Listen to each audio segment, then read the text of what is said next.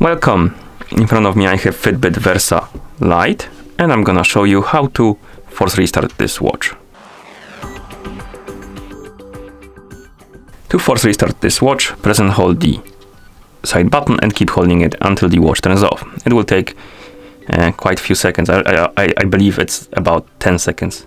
Basically, we need to keep holding it, and after the watch turns off, keep holding the button for a couple more seconds, then release it and you will see the Fitbit logo on the screen.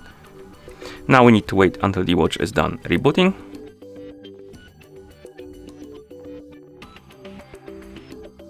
And here we have it, as you can see. And that's how you force restart this watch. Thank you for watching. If you found this video helpful, please consider subscribing to our channel and leaving the like on the video.